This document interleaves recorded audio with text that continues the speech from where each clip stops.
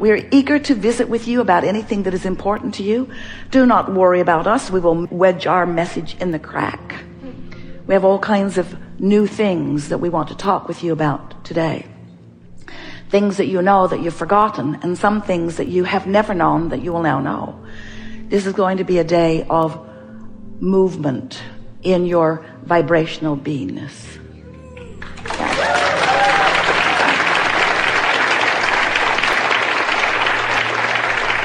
So, what do you want to talk about?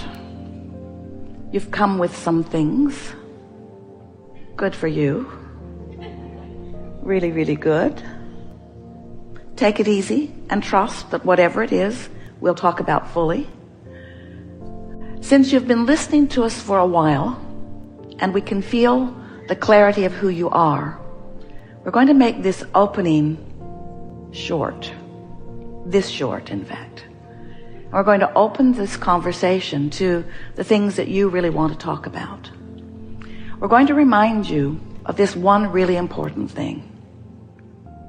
And that is, everything that you speak about, while you are speaking about it, is practicing a vibration of it. And sometimes in the expressing of a problem or a question or an issue, you're actually practicing the vibration of the absence of what you want. Because the problem is a different vibration than the solution. The question is a different vibration than the answer. So sometimes, in fact, often, in fact, every single time, you're going to find us interrupting you, climbing all over your words, trying to distract you from where you think you want to go. Not because we don't want you to go there in posing the question, because there's a lot of bounce that we all get out of that, but because we don't want you to make a career out of the problem vibration. In other words, you can speak it short. You don't have to speak it and justify it. We all get it. In other words, the more you explain how you think you got to this problem place, the harder it is for us to bring you into the solution. And that's true not just when you're in this forum. It's true all the time. The less airtime you give to the problem, the faster the solution will come to you. Your children have trained you because you ask them to do something and they don't do it. You ask them again and they don't do it. And so you've developed patterns of believing that you have to stay after it like a dog on a bone. I will continue to wring this problem's neck until Abraham squirts out the answer. And we say, it isn't like that at all. It isn't like that at all, because we've been squirting out the answer for quite a long time. The universe is squirting out the answer. You are surrounded by squirted out answers and solutions. They are everywhere around you. But when you beat the drum of the problem, you are vibrationally blind to the solution. It's just the way it is, you see. So most of you have not realized that or you must not realize it, because you give a lot of attention to things. You practice the vibration of things. You foster beliefs about things that we know and you know you don't want. But because they are facts, or because they are reality, you feel obligated or committed to be objective. It's true. Therefore, I will give my attention to it. I will beat the drum of this truth. And we say that's really a good idea if it's a truth that you want law of attraction to flesh out in your experience in more vivid detail. But if it's a truth that you would rather not live, then why not decide for it not to be active in your vibration? So how might you go about deactivating unwanted beliefs? Stop giving them airtime. They'll peter out in time. In other words, nothing will continue to be active in your vibration when you have lack of attention to it. That's what Jesus meant when he said, turn the other cheek. Give your attention to wanted, practice the vibration of wanted, law of attraction will respond to that. And that is primarily what you will be living, you see. Now, all of this is familiar to you, isn't it? If you've been listening to us for a while, have you? Do you know that you are the creator of your own reality? Do you know that you are a vibrational being? And that it is through your vibrational beingness that you are the creator, attractor of your own reality? Do you believe that you have control over your vibration? Conceptually. You know that it is possible. Do you believe that you are predominantly practicing control of your own vibration? We think you are predominantly, but we know you are here for fine-tuning, and we are too. So we're continually finding new ways of explaining to you how it is that you could more easily, with more flow, more chronically, more steadily, more often, and therefore more joyfully, be the creator of your own experience. Recently we've been talking about how each time you know what you don't want, you send off a rocket of what you do want. Have you been hearing us say that? Been saying it for a while. Wrote a whole book about it, The Vortex. You throw these rockets of desires into your vortex of creation. Well, each one of those rockets causes a momentum. More momentum, more momentum, more momentum of what's wanted. So there is a spinning momentum, a vortex version, a vibrational version of that which you are wanting that is very practiced and very dynamic. It's moving quickly and it's sweeping up all cooperative components in its path, in its vibrational path, you see. The question is, are you a vibrational match to your own vortex? And sometimes you are and sometimes you aren't. Sometimes you're more knowing what you don't want than knowing what you do want. So you are not a vibrational match to your own desire. But when you do find some way of being a vibrational match to your vortex, which is the same thing as saying not being a contrary vibration, not being an opposite vibration, when the vibration of you is about wanted rather than unwanted, now you are a vibrational match. So then we began explaining to you that you stand in your physical body as an offer of vibration at all times. But there's a vortex version of you where the source within you exists that may be offering a different vibration than you are in any point in time. Can you think of what an example of that might be? You want something that you don't believe. The source within you is a vibrational match to your desire, while you are a vibrational match to the absence of your desire. And when that happens, you feel the vibrational discord that you describe as negative emotion. So in order for you to be the full manifester, the actualized example of, the living the reality of, the see it, hear it, smell it, taste it, touch it, feel it version of your desire, you've got to find some way to bring the habit of your thought, the habit of your vibration into resonance or alignment with what's in your vortex.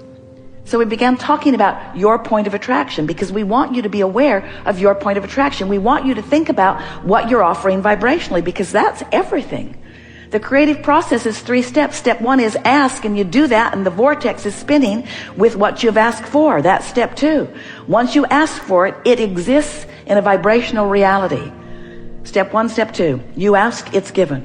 But you've got to become a vibrational version, a practiced vibrational version, not just a fleeting vibrational version. You've got to become a chronic you've got to become a believer in what you've asked for. You've got to practice the thought of what you want until it is such a habit within you that you believe it, that you know it.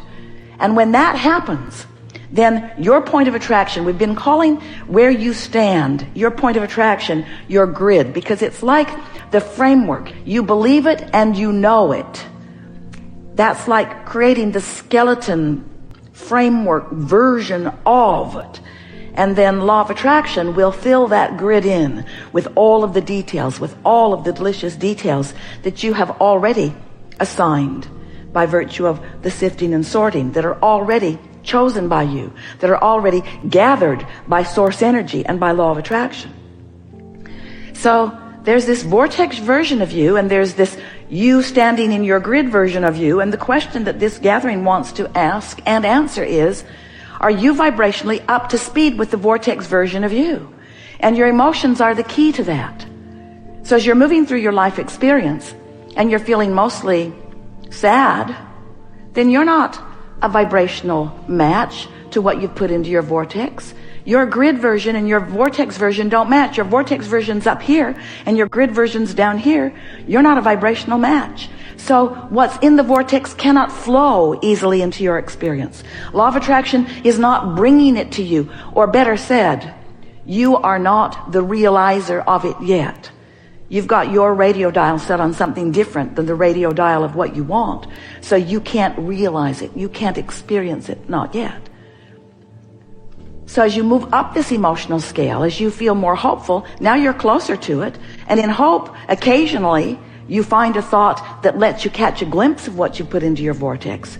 It begins to look as if it's going to happen for you. But it isn't until you have practiced so steadily the vibration of what you want that it's just known by you. Oh, it hasn't manifested, but that's not bothering you at all, because you have faith in the laws of the universe. You have confidence in your ability to focus. You know that you are the creator of your own reality. You believe that you can adjust your vibration at will. You know you can because you've done it before. Maybe not on this subject yet because it's a tougher subject. But you do have enough confidence in the laws of the universe being steady and consistent, and in the nature of the source within you of knowing you're worthy, knowing your value.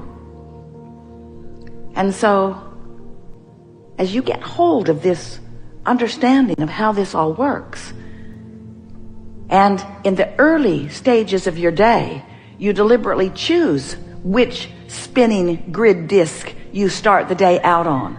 You start out discouraged like you were when you went to bed, had an argument. You know you're right, which means you know they aren't. And you're really tired of it. And when you wake up in the morning, does your mind go right there? Or do you see it as a fresh start where you could start different momentum if you wanted to, because this momentum is not yet underway? So you choose high-flying momentum. We're talking a lot about your choice of these grid discs, your choice of using momentum to your advantage. It's great fun when you begin to realize that in the early subtle stages of a day, you can choose this and maintain it for a little while. On the first day you do it, maybe not for long, but long enough that the second day it'll be easier.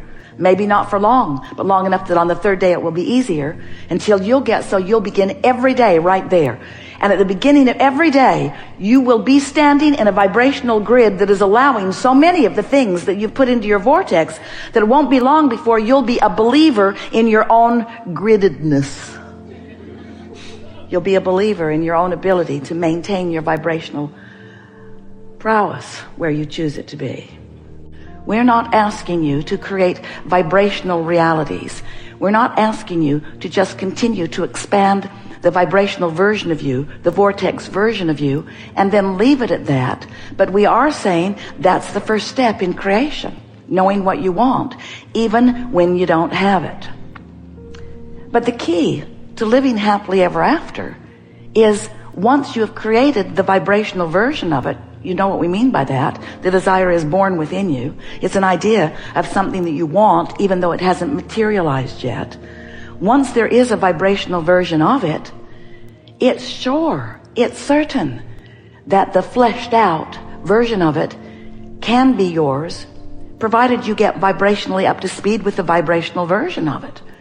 And there is only one thing that keeps you from being vibrationally up to speed with the vibrational version of it, and that is you're bummed out because the materialized version of it hasn't shown up yet. You're not patient enough or satisfied enough with the vibrational version of it. So how can we convince you to be satisfied with the vibrational version of it when what you want is the materialized version of it? We really want to know that. What's it going to take for you to be satisfied before you've got it?